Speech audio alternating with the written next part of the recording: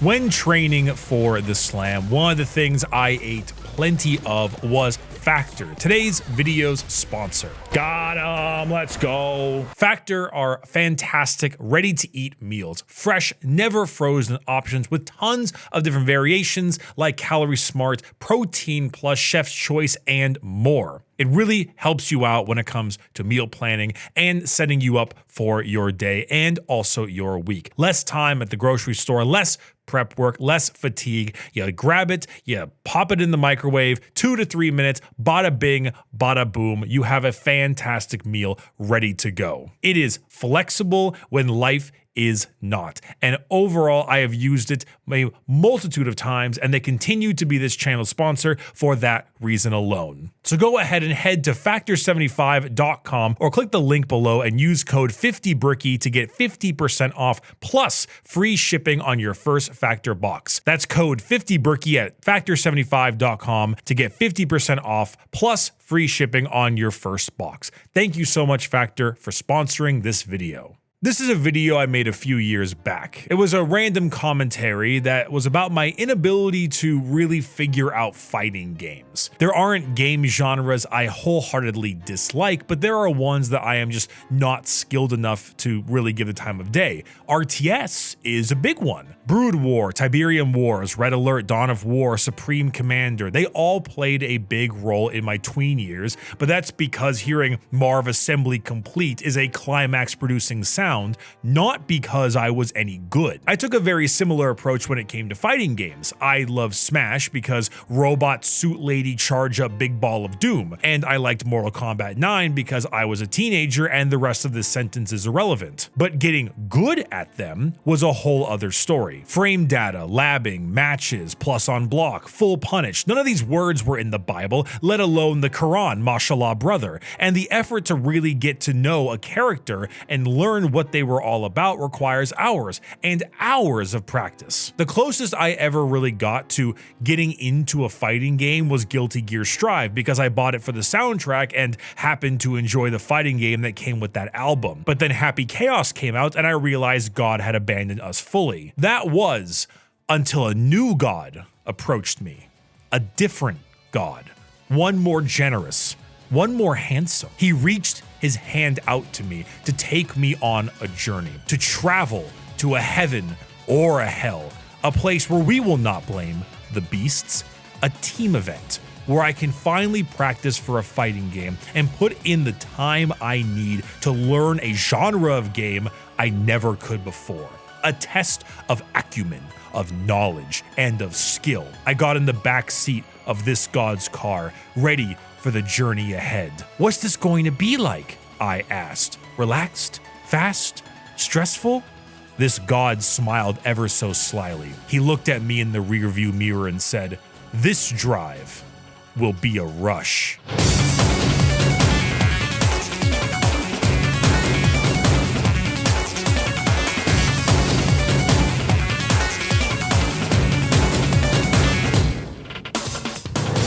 In my 10-year video, one of my old Carp Crew friends was Red Riot Ross, and he is a big fighting game guy. He pops into my stream one day and says, "Hey Bricky, you should really try Noida. Also, sign up for this Sajam Slam thing, it's super cool." Little thing about me, I'm not a competitive individual in the sense of winning. If you were to put me into a Magic player archetype, I would be what is called a Johnny. I like to build my own wacky and strange thing and win on my own terms. Winning itself doesn't matter. However, the act of competing, being in a competition, does mean something to me. There's an adrenaline to it. If I was someone who really wanted to win, I wouldn't have signed up for the Sajam Slam because I suck at fighting games, but it was the nature of the tournament that got me to sign up. For context, Sajam is a popular fighting game content creator, shoutcaster, and organizer.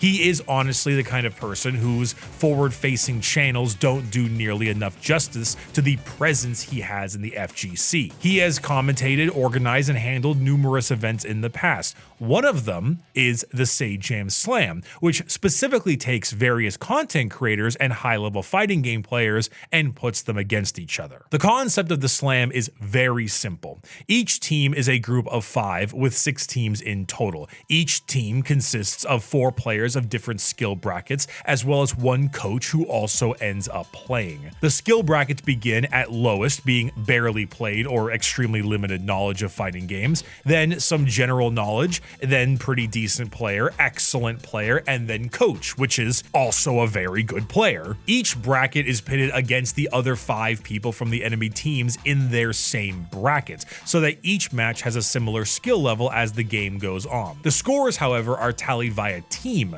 not individual players. So both lowest brackets fight it out in a best of 2, and whoever wins gains their team a point. The first team to reach 3 points wins. So it doesn't matter what bracket you are in or how good or bad you are compared to the others. Your gameplay matters for your whole team. The coach's game is equally as important as the noobs. Each team is then given roughly a week to practice and get time with their coach and some freelance coaches before 2 round-robin events to determine seed placement and the final main event a few days later. And that is the event's rules and its concept, and it does a few things really well. The best one is that clearly skill is important, but skill purely is not the most important.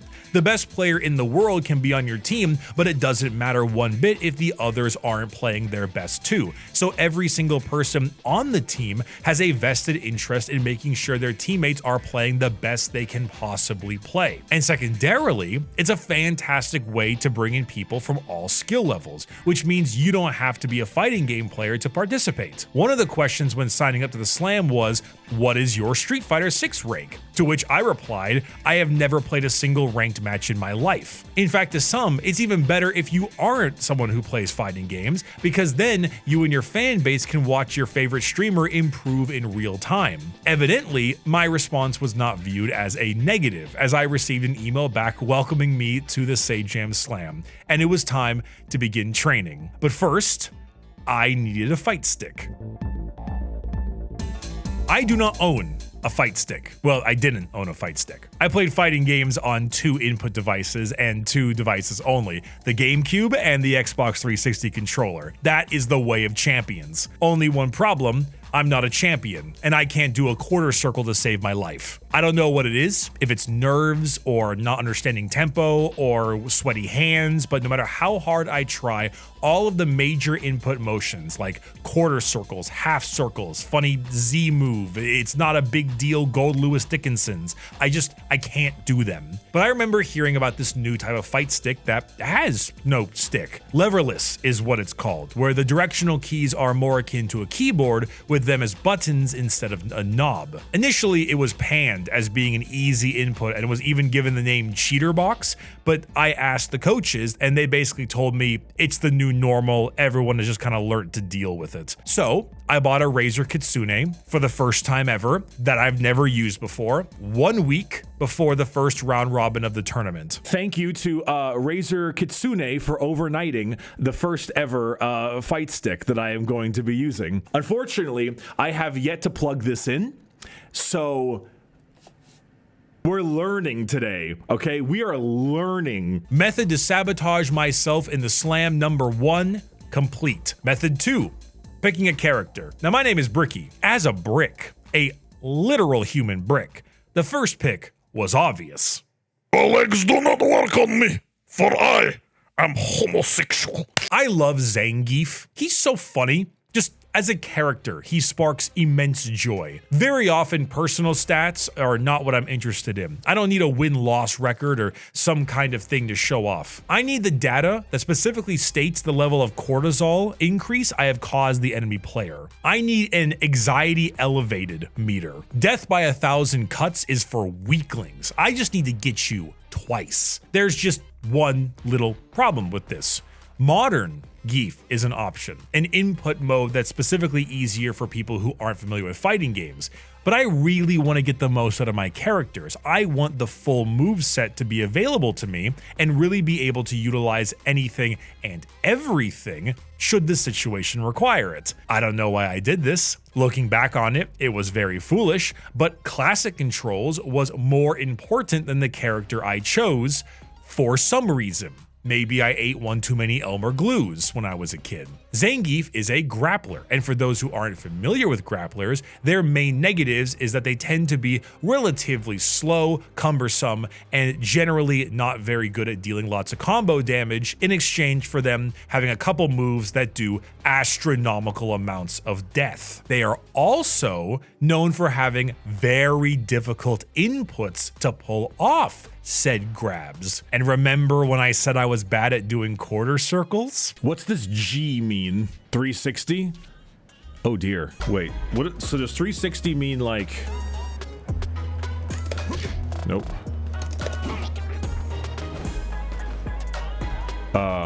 Start left and go all the way up. Shit. Borscht Dynamite? What the fuck? I need to do a 360 kick in the air? Okay. Hold on. Shit. Nope. Siberian Express. Bolshi Storm Buster. So it's, oh my god, it's 2 full circles. So in that case, it would be...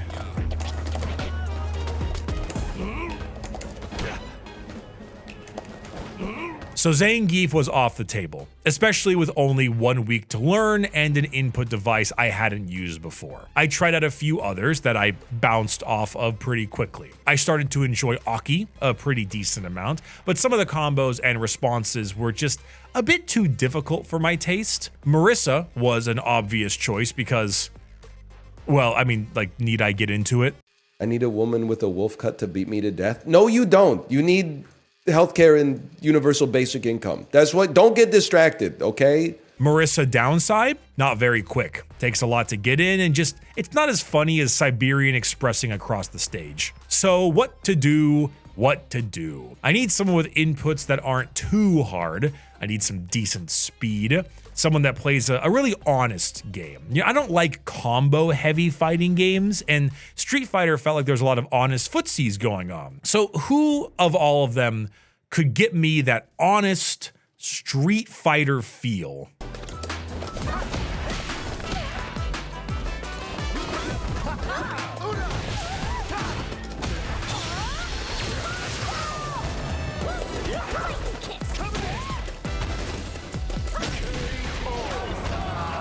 She hits really fucking fast, dude. This is an overhead, right? You did it! Dude, this thing is fast.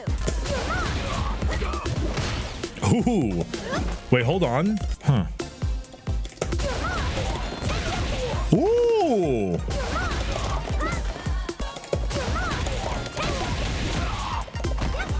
Ooh. Hold on, hold on.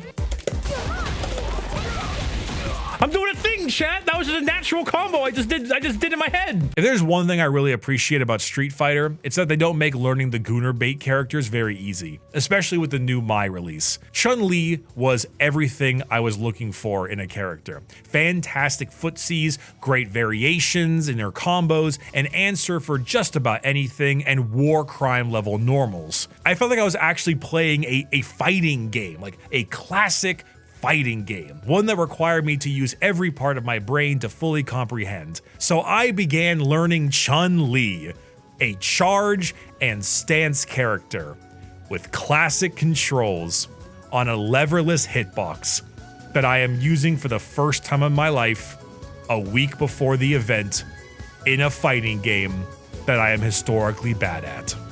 I had that one. Oh, I probably did a downwards kick or something. I realized what I was doing wrong.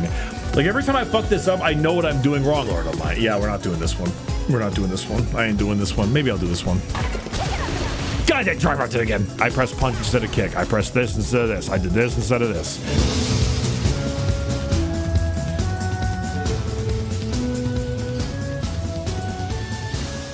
While I was having a burnout revenge level crash out learning Chun-Li, it was time for the world to know who was playing and also who was on whose team. Commentating the series itself would be Sajam as well as 2 other casters, and a suite of coaches would be assigned a team, but there would also be a few freelance coaches who could assist anybody who asks, such as...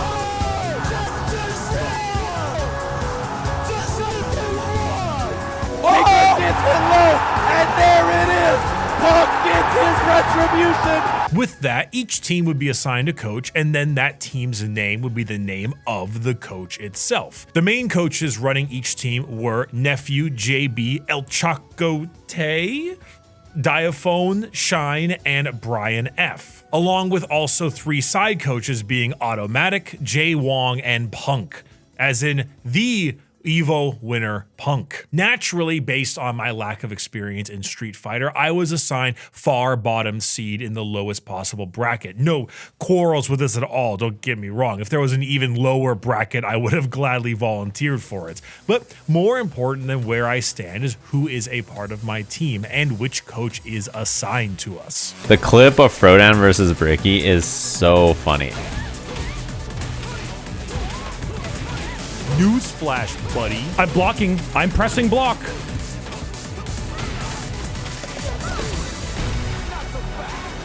Okay, bub. Stan's a solid also. I think he'll do well. He's also on a good character. I think Marissa is very good for like They the let level that anyone he's in playing here, at, huh? especially. Yes. Yes, Stan. You gotta use, you gotta use. And he's burnt out now. You burned him I'm out. gonna run you at just him. I'm have gonna to be run at him. careful. And No, I'm I don't know, man. gonna run at him and I'm level gonna stop 3. short. I'm gonna stop short. Watch out. All right, that does it. I stopped short. Oh, yeah. No. Sorry, he had level 3. Yes, I was told listening. you. He told me. I didn't listen. This is how the ace pilot who didn't listen to the instructor and died on the mission. Oh, jeez. Oh, you're a real piece of work. What the fuck?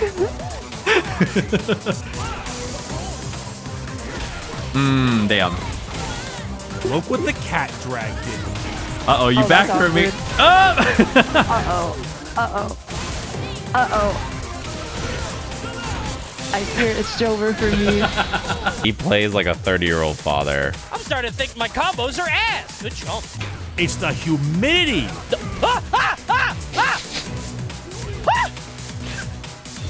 No fucking way. Yeah, you in what army? Fourth seed is gonna be All Sham No Wow, aka the Bald Icon. Why I oughta? Just stop. Just stop.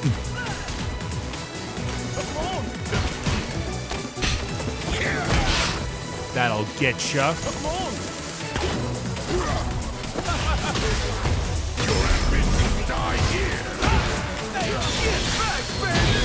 Come on, bro.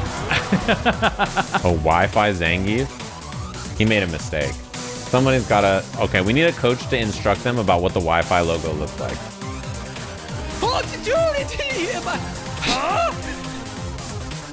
Courage the Cowardly Dog noises? No more Mr. Nice Guy. He's gonna get level 3. Oh no, he's gonna get level 3. Oh no, he's gonna get level 3. Oh.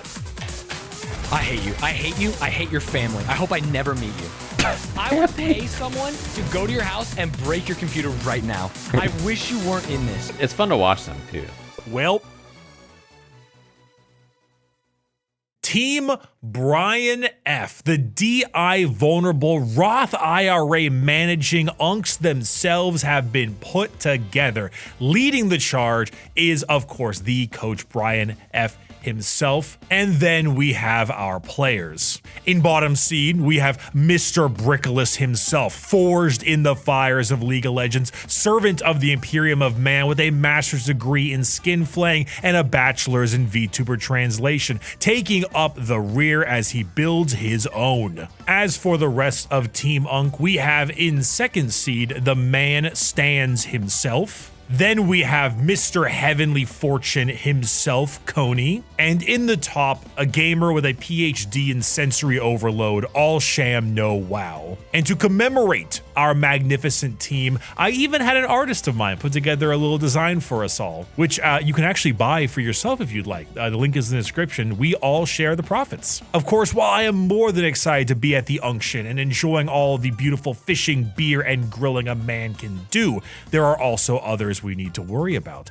Those that might commit the heinous act of elder abuse, such as pressing DI or playing Ken. As the bottom seed, there were other bottoms vying for my spot. People such as Fairlight Excalibur, Shumimi, V Gumiho, Frodan, and Machina X Flayon. The teams were chosen and dates set. We had just over a week before we got to the first round robin to speak with our coaches, get to know our team, and really do our best at playing our characters. So it was time to train. There's the, that one. Oh, I don't know what happens when I land DI. I don't know what combo works after DI. Okay, are they listed as combos that work after DI? This is how it works? Okay, well, in which combo? How do I find the combos? So far this game is going well for me, but, you know.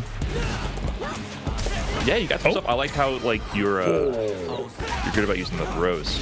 I like the Speaking of, I like the throws. They're a handy extra little bit that I feel like works out pretty well. But then eventually people get wise to it, and then, you know, the usual. If you want a really nice, basic, well-rounded character, Luke would be really good.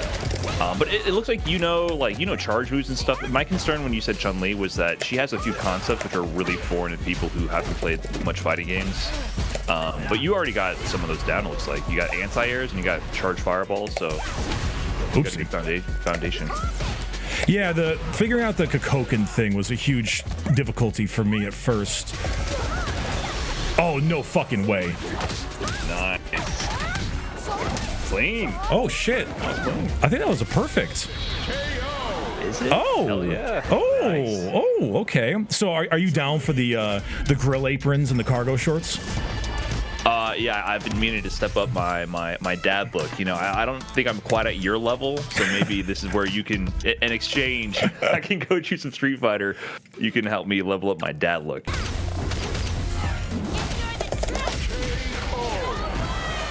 Whack. Holy shit. Shumimi, thank you so much for the raid. Sorry, I was kind of into it right now.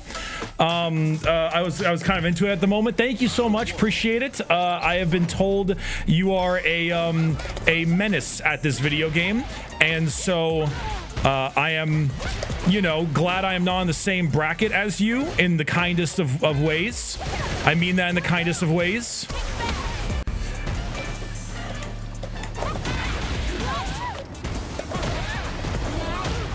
You are in the same bracket? Fuck, I am in the same bracket. You're right. I got the wrong person. I was thinking about the other anime person. Shit!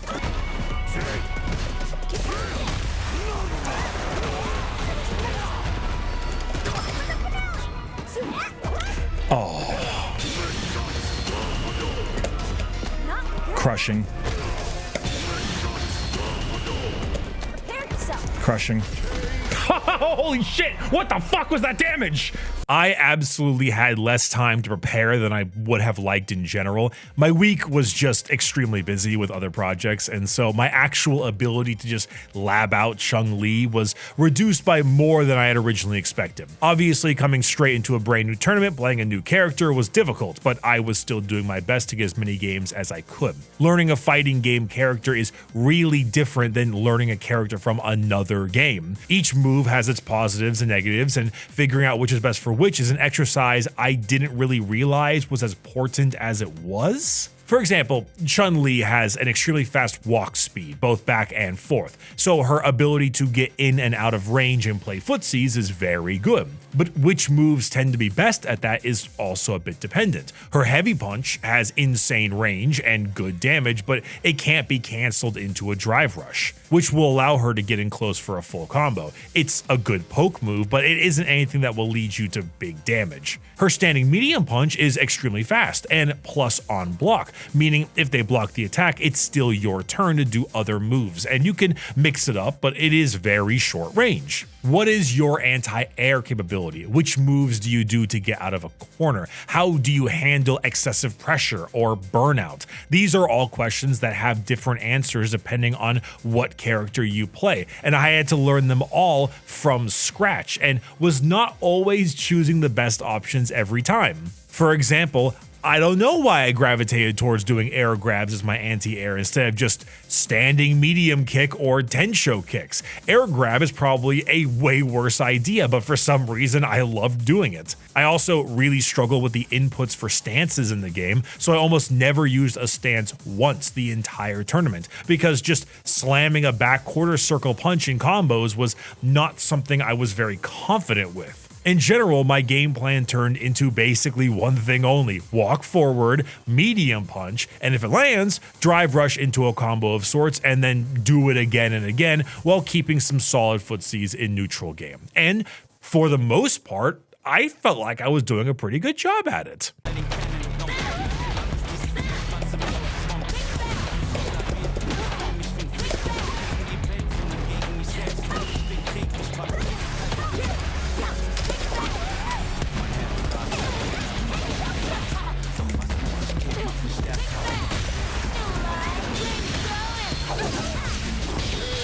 I was spamming jab to stop that, but it didn't work.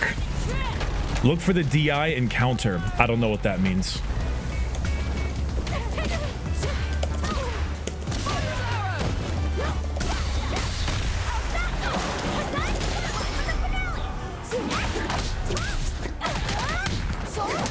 Will it kill?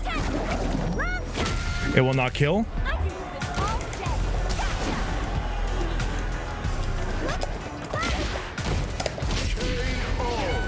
We're good. We did it. We pulled it off. Let's go. Not good enough.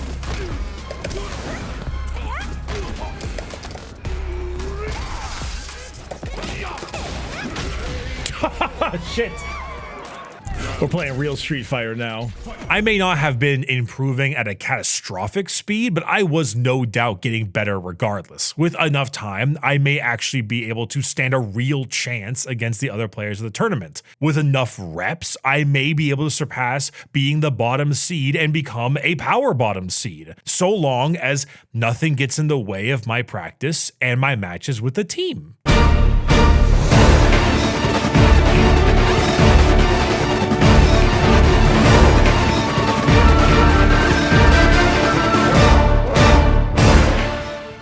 So I decided I would attend MagFest for the first time this year before I knew the date and the time of the slam. I didn't know if it would have changed my mind going to it, but it certainly was not something that I was prepared for. MagFest is the music and gaming festival, and it takes place at the Gaylord Resort and Convention Center in Maryland, right outside of Washington, D.C. The convention is very well known and regarded for a multitude of reasons: its beautiful location, its ship-in-a-bottle style environment, its location to food and services, and most importantly, that it is an absolute D-Gen convention. COVID positive case reports. Below is a list of events/spaces which an attendee was present who later tested positive for COVID. Unfortunately, we do not have the capacity or precise knowledge to determine whether they were contagious at the time, how close they were to others in the room, etc., etc. We hope by providing the details we do have that you are able to make informed decisions about your own health and safety. Room parties and private hotel rooms. Please note, we are unable to verify the timing of many of the following. The name of the hotel is not listed. The room was a Gaylord room. 4013. 4021, 4329, 5009, 6325, 7228, 8135, 8320, 9028, 9146, 10058, 10215, 11081, 11096, 11223, 12036, 14041, 17052, 19130. MagFest is a 24/7 con where at any point in time you can just show up, drink yourself into a stupor, then play Street Fighter on an arcade cabinet, hop into a D&D game, ruin a friendship over diplomacy, and witness acts the almighty disapprove of. It's also a fantastic place for indie devs and a ton of other of the more niche aspects of the gaming industry. So it's an interesting bag. Personally, MagFest age checked me a little bit. I may not be in my 30s yet, but I am on Team Unk, and I was feeling like I was in my 50s during this convention. I made the poor decisions of being up till 4 in the morning at a karaoke bar, drowning a bottle of gin while singing the Ultimate Showdown of Ultimate Destiny at the top of my lungs. Footage, unfortunately, not available. Now, I prepared myself to attend the Slam at MagFest. I called ahead to the hotel to make sure I had a hardwired Ethernet cable in the room so I wouldn't have to play on McDonald's Wi-Fi, and I made sure I downloaded Street Fighter on my laptop beforehand. Turns out, my computer either blue screen, crashed, or defied my will by not having fully downloaded Street Fighter 6 and failing only 5% of the way through. At this point, the Slam begins at 6 p.m. Eastern Time for the first round robin, and downloading the entire game via Wi-Fi would take me upwards of 12 hours from the terrible hotel connection. So I needed to look for an alternative. Stat. Luckily, help came from the most unlikely of places. So, this is how the Elder have changed since we slumbered. Oh my god, is this a JoJo's reference? Yeah, I guess. Miss Matara-Khan had a friend locally in the Washington area that was okay with me using their space to play in the Slam and get everything downloaded. So I set myself up in a DC house basement, running 100 feet of Ethernet cable down 2 stories into my laptop, perched on the only available surface I could use considering my sudden takeover of their space. Street Fighter 6 finished downloading at 5:45 p.m., 15 minutes before the Slam began, and for reasons I couldn't quite remember, I was getting no sound from the game itself, nor could I hook into the Discord call via my laptop. So, with only 10 minutes to spare, I joined my team's Discord via my AirPods on my iPad, playing Street Fighter on my laptop with absolutely zero in-game sound in the basement of a mutual friend's house who I have met twice in my life, this being the second time. So, you know, the same connection to a typical ranked Ken player. I attempted to film some small bits of my gameplay and it went less than stellar, so the whole round robin thing was basically seen through the lens of my teammates, and it went about how you would expect. To be honest, like, you don't really need to know even the nitty gritty of it. What you really need to know is, like, is this move advantage? Is this move safe, unsafe, whatever? Like, that's it. Also, V Gumiho is a demon. She was a demon in the last bracket. She had one of the best records in the new player spot. I think teaching new people how to beat Blanca is really hard. I think a lot of people are going to struggle with it, and I think the way she plays is really difficult for a new player to stop. She gets how to do nasty stuff to you and kill you, and I think that's a very effective way to play the game. And her and JB, I think, have like a good system for like developing that, you know? It looks so annoyingly passive, like, you could anti-air, but I'll pass. Yeah, and like you can imagine trying to be new to the game and like Blanca's just doing slide, heavy Blanca ball, and command grab and drive impact to you. How difficult that is to deal with. Yeah, that's where the counter coaching comes into play as well. Like I would show Catling how to just neutral jump on their wake up and punish drive reversal because Scar used it so much and it was very successful. But the drive reversal being -6, if your opponents don't know how to punish -6, then it's just gonna be a free get out of jail free card, you know? Yeah, exactly. And that's something that I think is like an underrated part of the game, is like when you're new, -6 as a punish. I mean, it's not easy to know a punish for something like that, you know? Like it's actually quite, it's the opposite. It's kind of difficult. The DI actually hit, but no follow-up combo and a parry on a wake up. Wow. And it's also, do you want to invest 20-30 minutes with your player to learn how to punish a drive reversal? And in some, yeah, eventually, yes, you do, because it's a massive reward. And they lose 2 bars, you get a kit, you take away more meter. Absolutely worth knowing. And she loves the doll, by the way, the Blanca-chan doll. This is part of convincing her to play the character, was how the doll just holds down the neutral for you. Like, go, my son. Oh, like, I thought you meant she loved the doll as in like she don't even know how to use it. You just put it down there and enjoy its presence. Nah, she was setting out Blanca-chans and igniting them just over and over. And like, look at her gameplay. This is my favorite thing about the way Gumi plays is the game is very simple. The game is slide, Blanca ball, drive impact, command grab. And as a coach, wouldn't you say, just hold down back, and then she does command grab, just hold up. Like, you have to respond to what she's doing. You can't play her. Look at the command grab, there it is again. That's what I'm saying. Like, yeah, the mix, it's actually real mix-ups and annoying, scary things to deal with as a new player. And it's effective. Like, all of the options are good and hard to deal with and require a specific answer. So she's just like, yep, cool, the game is simple. I've got 4 annoying things to do against you. What are you gonna deal with, you know? Yeah, this reminds me of like one of the Yeah, this reminds me of like one of the strongest strategies that I established with Cat Link is taking the throw is so powerful at this level because most people don't know how to capitalize after they throw somebody, like what drive rush option they can do. They might mistime it. So if you take the minimal amount of damage, you're gonna create so much room for things to just happen for yourself. And it's reminding me of the way that Gumiho is playing. She's not really like drive rush buffering or anti-airing. She's just running the gimmicks with Blanca, and it's working out. Yeah, simple, effective strategies, and that's it. Like, you don't need to do anything fancy. Like, just do Blanca balls, do jumps, do drive impacts. Oh, they both went for the drive impact, and Bricky was second there by a frame. Oh my god. DI. Yeah, walk up, DI, both of them doing it at the same time. It was pretty good, I can't lie. There's like a whole story that just happened in front of us. I'm gonna walk up and DI into the corner, and there's like, oh, see him in the corner, I'm gonna DI. Oh, she got out of that. That was important that she escaped the corner because she's in burnout, so drive impact is such a big threat here. Nice, wow, I like that. Again, burnout from Gumiho, and Bricky capitalized on level 3. There it is. That is big. Well, so she's out of burnout, and it's a ton of damage. It's just whether she can close out this round or she's gonna be down a ton of meter. Very winnable. Oh my god, not enough. Oh my god, 2 in a row. Not like this. Bricky got counter hit on that command grab, which may mean they tried to check it, but they whiffed a toward medium punch just before, so it might not have came out in time. Oh, the advantage for Ken. Another throw. Is he gonna throw again? He did. Drive impact time. Order. Everyone's favorite spot. It missed. Oh my god, the auto combo didn't hit, and he got the throw reset afterwards. That was one of those moments where he wanted the heavy auto combo probably into level 3, but it just didn't work off the wall splat. I fucked up my combo at the end. That was terrifying.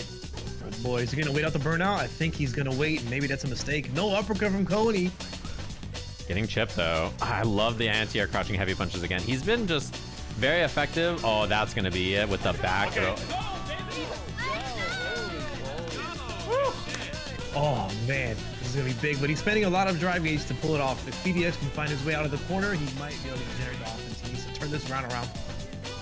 Big hit. Love that he tried to bait the throw there. Does put himself in burnout with no bar as DJ, which even 1 bar as DJ is pretty scary. Nice. I love this offense. Annoying. He's forking on him. He's forking on him. Oh, that was footsies. That was clean. Let's go. I cannot believe that he had time to sneak in a throw on that parry there on the level 2 in the corner. Like, I thought the level 2 was going to be meaty for sure. I'm sure Brian did too. Yeah, and even if they missed the throw up, the Whirlwind's got his back. Yeah. I think the spacing there, he didn't believe in the combo, so he tried to take a throw bait. And it's looking really bad. Brian F's drive gauge is so low. JB almost has level 2. He's got it now, and yeah, if he's wrong, he gets to be right? Like, he has level 2 here. Yeah, even if he got pushed away, it was going to be immediate. Pop the level 2 from JB. Looking good. Dude, how do you even play the game against JB? You just can't do anything. So, needless to say, I didn't do so well. Could getting a few matches against the characters I had never fought before been handy? Sure. I mean, that would have done a ton, but might I remind you?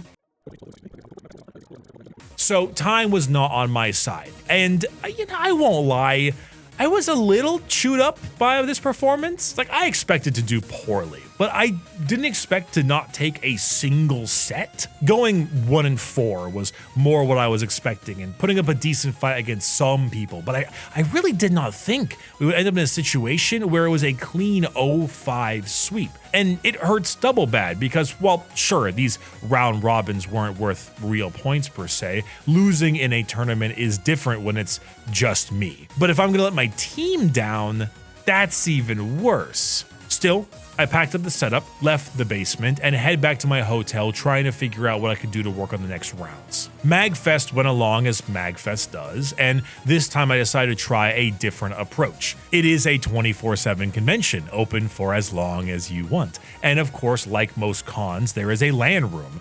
So, Street Fighter 6 is downloaded. Now it's time to go again. Just this time surround myself by the gamers. Maybe their collective sweat-soaked skill will rub off on me. If I'm lucky, Mr. Talent will rub his tentacles on my art. Whatever. It was time for round robin 2, and this time I had my spot set up and prepared to go. I had better comms with my team, I had actual in-game volume this time, and I had a few fans behind me backing me up in the game. I didn't have any more practice from last time, but I did have a bit more know-how and better conditions. So it was time to hop back into the fires. He's been around forever. He did StarCraft, he did Hearthstone, he's done TFT for a long time. He does basically everything. So I think Bricky stepped it up too. I believe he was in like silver last I checked. yeah, I think you might be right. Oh god. Nice use of the Dragon Lash. I feel like Frodan's getting much more comfortable with navigating the neutral. The patience is paying off. If it's a player that I coach, you're going to see them have more patience, and they're going to start throwing in the boom maneuvers. They're going to throw fireballs and uppercut, take the throw and uppercut the drivers. This is what I explained to Jake and Bake Frodan, and it's such a strong strategy at this level when people don't know how to capitalize and optimize off of their knockdowns. So just, my takeaway is if you lose from getting thrown 10, 11 times, you're doing it right. Yeah, I think that's like a much more reliable way to defend. And like what I like that we saw right there from Frodan as well is, oh nice, wow. He spent so much time just doing Jinrais over and over. Oh, he even does the juggle after. Wow. Sweet. Yeah, this is also the emphasis I give to Frodan is exactly that. The low in the Jinrai is his biggest strength and his most exploitable weakness. And I try to encourage him to use no down medium kick, maybe a down medium punch, wait for the drive impact. So he wants to be careful about how he represents it. And like that DI is going to be a threat. And I like that oh my god, he even did first hit DI there, or first hit Jinrai and nothing. Wow. I don't think he ever intends to do the Dragon Lash after down medium kick. Yeah, it's probably an accident while he's trying to buffer. Oh, breaks the armor. Good enough. Hard to use the drive rush in neutral with the heavy punch. Oh, we get the punish. 3 lights, we'll take it. Oh, I feel like that was a super. I feel like that was a super, maybe. Oh my god, wake up, Hazanchu. I wonder if he's trying to super. You win the match, but you still make the adjustments. Yeah, it's important, I think, to recognize what you have to be doing differently. Whether it's, you know, something in this particular match or just overall getting the habits out of your hands if you're doing something you're not supposed to do.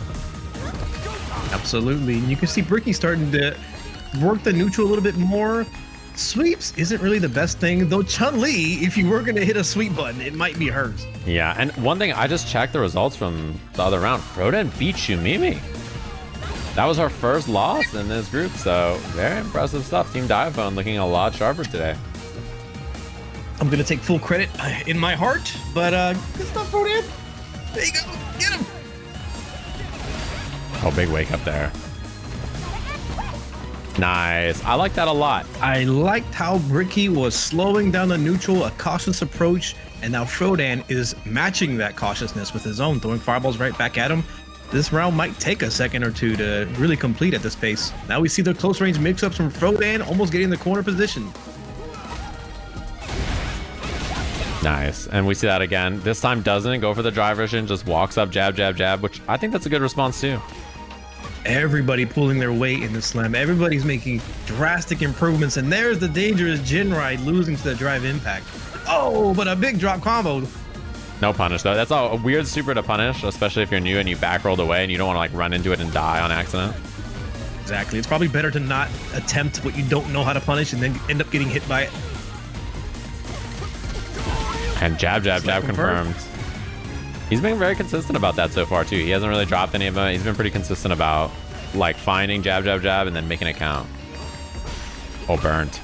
Very scary now. And there's the throw. Chip is very scary now too. Nice. Ooh, I like counter hit. Yes, sir. That's good. That's good. All right. Damn, Bricky definitely improved though. His offense has been a big problem. I think if you're on Team Diaphone and you're looking at this, I think Diaphone's probably already going to be like, all right, Scar, we can fix this. Like we have ways to beat this, you know, because this is, oh my God. That drive impact was diabolical. And he's one round away from winning it in a great spot. Has a level 3, doesn't spend it, blocks on wake up. Gara fighting for his life. Oh, the trade on the Gladius. Nice. Two-man punch and the charge punch comes out. That's it. Let's go. See, I told you. Don't be You were shy. so right. You were so Let's go, right. Stans. Gladius. Yeah. Massive jump, and he casts out the Cody cash out. Whoa, he tried to reset. Ace is matching uppercut. Ready. Not in my house. I like it. I like what we're seeing. I like the adjustments that Coney did. Sweep, long range sweep on the jump in. I like that too. The jump, he was ready. Offensive jump after jumping back. Classic Ryu stuff. Jump back, jump forward. He's got the maneuvers. He's looking for the jump, and he's standing at the right spaces. He reversed the uppercuts. They're in burnout. Is he gonna bait the level 3? He does. It's gonna do it for Cody. Cody's on the board. I like what we're seeing. Team Unk. Let's go. Get a punish. Let's go. On the base. Let's go, Cody. Let's fucking go, Cody. Divine Emperor Cody. 5 moves of heavenly virtue. Yeah, is this the day of the box? Like Box beating Huntress now? Set point here against Sham? Oh, Box looking dangerous, baiting the level 2. He definitely blocked. Even gets the parry. He knows what to do. Yeah, and the drive impact. He saved it for the last second. Beast mode, baby. After that great throw in the first round from Sham. Not enough here, but one more guess for the round. You got 6-bar drive. Use it. Yo, or that. Oh, damn. So Kimberly's gonna have that walk speed buff. Brian F is gonna go into this round with about 1.5 bars. We'll see. This is his last chance for Team Unk. I like the backdash there. Respecting the options after. And medium fireball spaced out where it whips like that is really annoying to deal with for the defender. Yeah, in my opinion, I think one of the best pokes for Terry is the medium punch fireball. When you get that counter hit and a knockdown for it, you get a lot of opportunity. But the opportunity is in favor of Diaphone. Brian F's drive gauge is looking pretty unhealthy. And in the corner where Kimberly absolutely thrives, there's the burnout. Yeah, and he's doing so much medium punch arc step, and Brian he's gotten counter hit by it so many times. There's new changes to this character in this version, and he sneaks in. Drive impact on hit was very sneaky there. I like that choice a lot. Oh, maybe he thought he had level 2. The throw, is it enough? Overhead. Yes, sir. That was okay. Let's go. Oh my god. Burnout pressure. Oh my god. Corner pressure. What was Riot thinking? Okay. I did not take a game, but improvement in so many avenues. Firstly, I took a round. It wasn't a pure stomp. We actually saw the words Chun-Li wins on the screen. Not twice in a row, but we did still see them. Being in the moment has shown me how much nerves also massively affect me. So often I was doing moves and absolutely pressing the wrong inputs, screwing me up the whole time because I was so tense and hyped out of my mind. My brain was doing the right things, but my hands were not. Looking back at the games, I can genuinely, specifically pinpoint which times I was pressing the completely wrong buttons. Here, I absolutely dropped my combo by screwing up the back heavy punch into legs into level 1, which may not have killed, but it would have hurt. I absolutely wanted to level 3 on this one, no idea where the damn Tensho kicks came from. Oh, We get the punish. 3 lights, we'll take it. Oh, that was, I feel like that was a super. I feel like that was a super, maybe. Oh my god, wake up, Hazanchu. I wonder if he's trying to super. I did want to super. I did. I wanted to wake up super. The Ram Lethal special, damn it. I did want to level 3. I was trying so hard. He wants to be careful about how he represents it. And like that DI is going to be a threat. And I like that he, oh my god. I don't really have a commentary for this one. I was just super proud of it and I wanted to show it off. This one here was supposed to be lightning kicks. This one hurt so damn much. I did the dang cross up and I landed it and I started to begin the combo and I think my mind was torn between doing spinning bird kick and then doing back heavy into legs, but then I accidentally did heavy kick, which got blocked, and if I didn't drop that combo, I would have won that first game of the tournament, but the brain wasn't linking to the hands. And then directly after that, look at this double dash punch. Look at how close it was. It was a pixel away, damn it. It is insane how much of a difference there can be with just a little bit of coaching and replays. I genuinely had almost 0 games between round robin 1 and round robin 2, but I watched back my matches multiple times and really tried my best to take to heart the on-the-fly coaching that Brian F was giving me, as well as the commentary on Sajam's stream itself. I really want it to be said that my team's spirit during all of this was so incredible. It's like every time each person got into game, they had the chef's apron and we were all there to comment on the size of their meat. Nothing but guys being dudes, showing love and appreciation whether we won or lost. I never got the feeling that anyone I was paired with were upset with me for losing all my matches, and they constantly cheered me on every time I did anything of merit. Truthfully, that attitude and energy is half the reason I improved from round robin 1 and 2. Still, even with my location and being frankly hungover as hell, I was still proud of my general improvements. It wasn't just me too. My entire team was moving along and improving. Mr. Stans was learning the art of a big, strong woman punch really well. Coney swapped out his 3 jabs of Heavenly Fortune for actual Ryu combos, and Sham Wow was just completely unstoppable. I have fought 0 DJs so far, and I'm terrified the moment I have to deal with a good one. Brian, of course, is the glue to hold the group together, and his coaching made real impacts on each and every one of us. It's so funny because, you know, originally the joke of Team Unk started as us being a bunch of mid-30s white dudes, with me being the youngest at 29. Slow reactions, can't handle drive impact, you know, all the memes. But truly, our greatest strength was our unction. We were just guys being dudes. And what's better than that? Our strength came from unification, unkification, 2 beers, a medium rare steak, and basking in watching the Chiefs just get absolutely Practiced be damned. The Sajam Slam finals are upon us, and it is now time to show the world that it truly is age before beauty.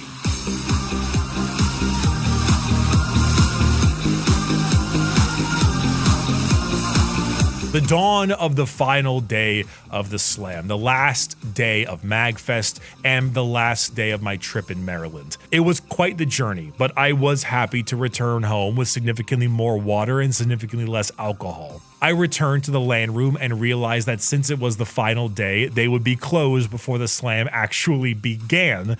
Therefore, I would need to find another way to play in the final tournament. The basement was a no-go this time around, so I went on my phone and looked up various PC cafes that might be nearby and finally found one. The Hunter M Esports PC Gaming Center. Truthfully, I should have done this from the start. The cafe owners were quite nice, and they let me set the whole thing up in a seat as far from other people as I could so I wouldn't disturb them, even though some of the patrons were playing the most hype game of CSGO I could have ever... Oh, it's CS2 now, isn't it? Oh, geez. Anyway, they were very excited. But this time, all of my main issues were resolved. Game audio, teammate audio, I got a mic working too, great internet connection, and they had a bubble tea place next door, baby. We have never been so back. It was time for the final Slam. In case you had forgotten, the round robins were purely for seeding, so you play against everyone. In the final event, the first team to get 3 wins out of the 5 players moves forward. So if myself, Stans, and Coney all win in a row, then Sham and Brian don't even play, and we consider our set won. Here, it's double elimination, the culmination of all we have learnt and done. The winning team gets to go to Japan to play on the big stage, so not only is it bragging rights, but also a free-ass trip to Japan. So let's get it done. Side of the bracket, it's VTubers versus adult men, which is probably the most common matchup you'll have in real life these days, I think, on the internet. Definitely the one that's been popular since social media platforms brought up, for sure. The 2 natural combatants for each other, that's for sure. And one thing about this is this zoning game for Shumimi has really been solid, but Bricky found a lot of good solutions in their second match. He was kind of doing a lot more just like walk forward and like reactionary air throws when JP jumped, which is something that we saw a ton of last time. And Shumimi was having a hard time holding space. Like, yeah, you can see that Bricky is just all in on the offense already, although burnout against JP might be really hard here. And if you're if you're Shumimi here, this is like a ghost and spike angle until the round over. Yeah, exactly. You don't want to do anything fancy. That's all you need. One thing I really like too is that Shumimi wasn't doing this before. She wasn't doing like portal place into spike. She would just put the portal out like close to her, and then she would what's it called? Just like let it sit there. But now, yeah, now she's using that spike, and that's catching drive impact. Oh my god, the long distance. That portal spike is not something she had in her game plan before today. And so a lot of people were drive rushing or running at her when the portal was out. And so she'd have to put light portal like close to her so that she could like defend herself with it. But now instead she can use the full screen one and still have a threat from it, which I like a lot. That's such a great adjustment in an active way. Ooh, but we got reactions to drive impacts. And a level 1. I like that. That's big. That's big. Draining resources, both health and drive. Oh Exactly my. what Bricky wants to be, but no. That's huge, actually. Oh my, what a perfect parry. And the drive rush cancel and the DI. If he could just figure out that that drive impact combo is also supposed to be back heavy punch into heavy legs, you know, like I think he'd be. Bro, look at the walk down. Oh, get into the DI. Point blank with the ghost burning, shoot me out in the process. Level 1 almost killed. Bruh, the confidence in the walk. I love it. I love that. People get in their own head, you know what I mean? Walk back and forth just because they think that's what they're supposed to do and whatnot. But nah, Bricky just getting in there, closing the gap where they're supposed to be. But Shumi set up the level 2. Level 2. This is not something that she was doing last time either. I like that. So that's a new adjustment on a way to spend her meter that she wasn't doing during the round robin. And that is something I saw her and Sean working on. So that's sick. Yeah, implementing all the stuff the coaches is telling you. The jab anti-airs is fierce. Yeah, we've seen it a couple of times. She's pretty consistent on defense about doing like light into spin so that she can get out of situations like that. Dude, Bricky's got, this is his combo. This is my combo. Oh, the walk-up throw. Bruh. Bricky on the verge, closing this one, and the DI in the corner. Shumi tried to escape through the air, but couldn't in time. That was actually really, really, really clean. Bricky, he made a lot of improvements in this matchup. In the jump right there, but as you mentioned, the jab, it's the swipe. Oh, dude. Air throws, bro. Dude. Yeah, and so far you can really tell that the approach here has been such a problem. Like people were not doing this the first few days against Shumimi, and now having a lot more success. And yeah, this is her combo that she does after this every time. A really good option, and she's pretty consistent on it as well. You can see that life deficit already made up. Got a big lead, and yeah, Bricky trying to find his way. Maybe try to input a level 2 or something. Saw a kick come out. Space game all day into the DI as soon as he gets close. Shumi trying to close this. Yeah, and I love the adjustments that you clearly see from both of them in their game plan so far. Like, Bricky's offense is a lot better. His walk down pressure is really good. His air throws have been great. Like, he just represented a lot of new things. And then same thing from Shumimi. She's got new ideas as well. The DI. That's burnout, but that's a really important counter DI. And he does get the combo this time. Beat himself all the way into the level 3. This is huge. He did level 3. I haven't even seen him do this before. That's new too. The progress that can be made so quickly as well. Oh, the fears actually cut it off. Oh, and now she's burnt out. Chip is a big factor. And now he could DI her. She's in such a bad spot here, but she can land something into level 3, which is very scary as well. Oh my. Dude. Final game, final round between these two. Oh, man. Love seeing the other the same again. So we talked about the focused gameplay. You can see both players coming in with a big game plan. Bricky, I like the pairing on the ghost as well, not surrendering the drive meter for anything. Nice. I love these walk-up forward medium punches over and over, just representing in that space. Although this is a big deficit here for Bricky. Level 2 comes out, and like if you're a Coach Brian F, I think maybe you... Oh my god, what an escape! Bricky actually threaded the needle. Yeah, that's huge. I cannot believe he just jumped and got through like that. Like that is such a hard thing to navigate, but the spikes and overhead. Let's go! Thank you! Yeah! Got a little nervous, but so good. These matches have been really close between these two every time they played. The other thing is that Stans went 5-0. After he went 3-2 day 1, 5-0 day 2. This matchup was the one that I think he was most like, all right, we need to, this one's going to be a problem. I think this is the one he put most of his prep time into. So I wouldn't be surprised if, you know, this one is even scrappier. Look at the whiff punish. I was clean already, following a big The modern Ed as well. Oh, and that's exactly why we got the modern Ed reacting to the Superman punch. Now one more round to go. Oh, and again, that stand fierce. I like that. Kind of changed up the timing a bit as well. Playing around Mogu's buttons a little bit more. Yeah, and I was just going to say, that kind of an option is very hard to play. Reactionary against no level 3 there from Stans, but he found... Let's go! Oh my god. GG's boys. Let's go, Stans. Slam the button! Me when I'm cooking steak. Marissa, controller, custom, 1 button. Now we got our next match. This is Curious Joy and Coney. Yeah, and Joy went 5-0 on the second round robin day. The first round robin day, she went 4-1. I think she's the most patient player in the slam by like a lot. Like, I think she's more patient than the coaches. Like, she's just the most patient player I've seen like play the game. Basically, she's just really chill, like a really slow paced game plan. And I think for someone like Coney, he's a barbarian, right? Like he wants to get in there and swing, and that's how he is. Like he knows that, and I think she knows that. So this is a playstyle match where like he kind of has to get in there and scrap, otherwise it's going to be a hard time for him. Yeah, he's got to keep the cool, right? I think it's very easy. Oh no, so when you're a barbarian and you don't want to, you know, succumb to the reason, like that DP right there, it's very easy to get got by these people that are very patient. Yeah, I hit crouching medium kick. I'm like, this game, I've been told crouching medium kick drive rush is good. I'm gonna do that. Yeah. And then she just kind of try. I'm like, I hate this game, bro. Like, what did I do wrong? I tried, man. Legitimately, like for that reason alone, I think Cammy just remains forever good in this game. Yeah, wow, what a perfect parry too. And now Coney in a pretty bad spot here, stuck in burnout, mid screen against Cammy, the loop, the level 3, and this is huge damage from CA. Definitely hit the infinite. The buttons into the spin knuckle plus frames all day due to the burnout. But Coney, gotta CA, bro, fight back. Don't get the eye all the way into the corner. Ooh, it didn't reach. Spin knuckle again. Throws the DI, one more round, or one more guess on the round here, and just... All right. 1 down.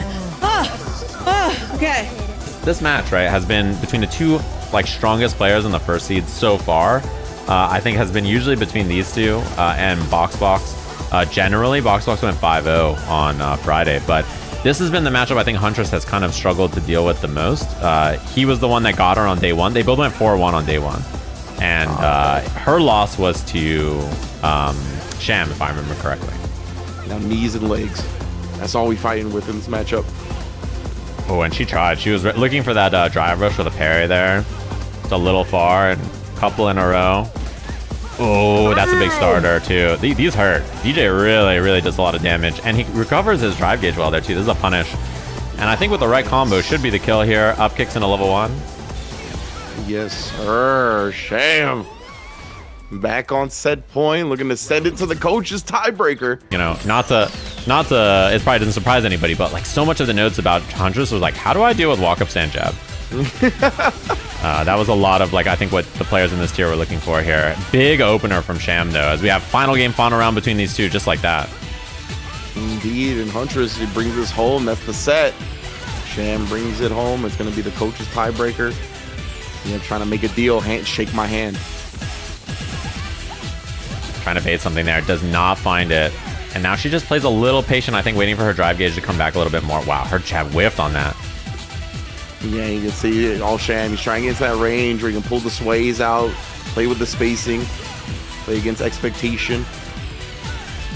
I like this though. Yeah, sprinkle on the fireballs. Don't let her just keep recovering the drive meter for free.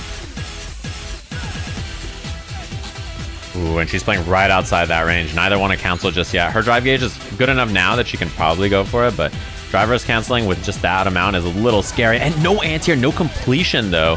Sham finds the up kicks. He's 1 hit away now. Yeah. Well, she's buffering that level 2. I know she was looking for it right there, and Sham tried to bait it with the Sobot or the feint there. And the level 3. Oh, he doesn't get level 3 cancel. Yeah, no cancel. Is still another opening for Huntress. Thought she was going to be able to convert from the fireball.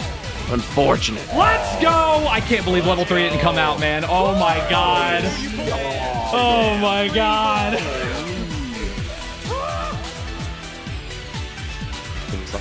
Oh no. You're trying to parry the jumping, got thrown to the Oh, and the EXDP out of there. This is scary. This is a scary spot for Brian. His drive gauge, not in a good spot here. Although neither shines now either. And no anti-air. Good check, knowing that he was going to try to get away with something. Absolutely. Same medium kick. Yeah, it's almost robotic in the way that he was ready for it. Oh my goodness. Okay. Am I still robotic? Oh, now you're good. Now you're good. Because you were a robot for me, and I was like, I'm sure this is my issue. I don't know if I'm not going to sound robotic now. This should be. I think he can kill level 2 here, right? Oh, he's meant it. Wow. Okay. I guess either's fine, to be honest. Yeah, obviously you get the install right. Personally, I like saving the meter a bit, level 2, and then level 1, maybe you close it out with the level 3, but the install is really good for her. And Shine is a menace in the footsies and ground game, and this makes it even more difficult to deal with. Yeah, I think her mid-range game is so good. And like a lot of, I think Kimberly players who are like not as experienced, like don't take advantage of it. But really, she is one of the best like mid-range characters in the game. Oh yeah. Because her walk speed and buttons are actually very, very good for counter poking. Absolutely. Yeah, Shine is super good at that with all of her great tools, honestly. The stand medium kick, he's got great stand fierce placement. Oh, the burn knuckle though, okay. This might be burnout here too. Unfortunate there for Brian. Now her pressure in burnout is also so good, although there's the level 1 and he looks pretty okay to me. Unfortunate, it didn't work out there. Got a guess on the mix now. Oh, he had the hit, didn't believe. Brian's got a chance here.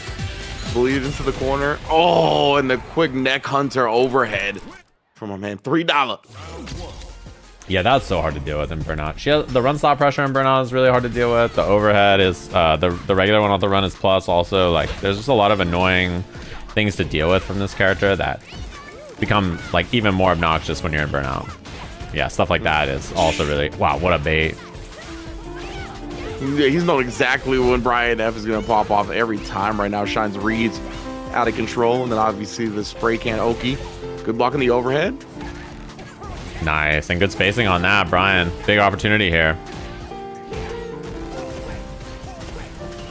You're just gonna play it patient, has walked Kimberly to the corner at the very least. But man, yeah, this button placement from Shine's been so good. Bird knuckle, but didn't look plus to me. And spaced out there in the corner too. I like it. He did jab, jab, jab, and just kind of spaced himself. Okay, so Shine's committed. He's double committed here. Spent the meter on something that is not going to be enough, and is now in burnout here. And Terry in burnout is a menace, by the way. Like he's really hard to deal with. Oh, and he does commit. The crack shoot and like pressure from this character in burnout is so good, but he just surprised. He just jump scares them. Yeah, exactly. I mean, you don't expect the Kimberly like caliber of Shine to do that. Caught him slipping. Yeah, she has a lot of moves that are not good on paper, but good because you just get overwhelmed. Like that's one of those examples of you're just worried about all kinds of other stuff, and then that's what she goes for.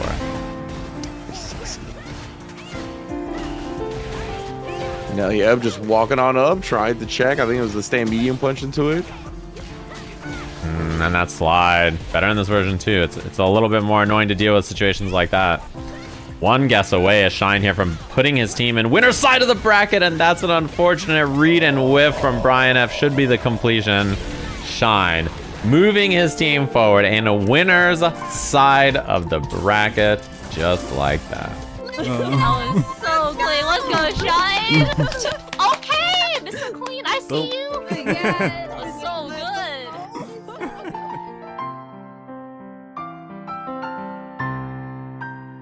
I was just so damn close. Nerves would get their grips on me and my arms would tense up to the point where they were genuinely sore by the time I left the cafe. Each match was closer than the next one, and I even scored a perfect KO against Blanca, but it just wasn't enough overall. I scoured the footage over and saw just as many mistakes as I had done in the prior round robin. Misinput after misinput, again and again, nerves sneaking up on me, hands shaking. If it was just me, it would be one thing, but I was first up in each round representing the unks of the land, and to not take a single set, it does hurt a bit, especially considering how good the rest of our team was under the guise of our benevolent coach. The winners of the Sajam Slam went to Team Diaphone, representing Team TFT Addicts Anonymous. Absolutely insane play from a ton of them. Frodan improved significantly across the tournament and took me to church, while I didn't know Box and Asa had game like that. Scar is there too, I guess. Honestly, this is just one of those events I'm going to look back on fondly, even if I did end up losing every single damn match of it. Between the hilarity of tech issues, the camaraderie of the unks, and the people genuinely cheering us on, it was a really good time. I don't know what the next slam will be about, but you can bet your ass I'll be there again if the call is sounded. A huge thank you to my fantastic teammates Stans, All Sham No Wow, Coney, and of course our captain Brian F for making the whole experience better than it had any right to be. And of course, a giant thank you to Sajam for having me on as well, and for giving me one of the most ego-boosting commentary clips I have ever seen. I love what we're seeing from Bricky here. So many good choices that we didn't really see him present as much, and now he's looking super strong. What? Dude. What? Wait, what? Huh? What? Dude. Skibidi what? How did he just do that? How did the reactions on that? Dude, that air throw? That was one of the most insane air throws I've seen in any fighting game in my life.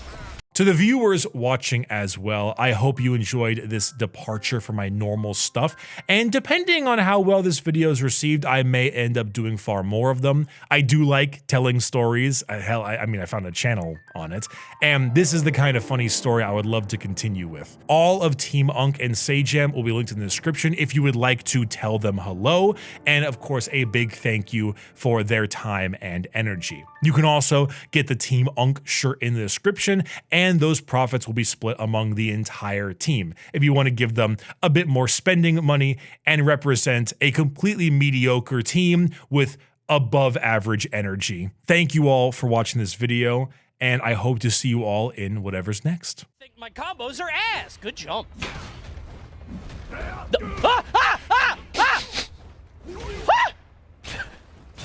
No fucking way.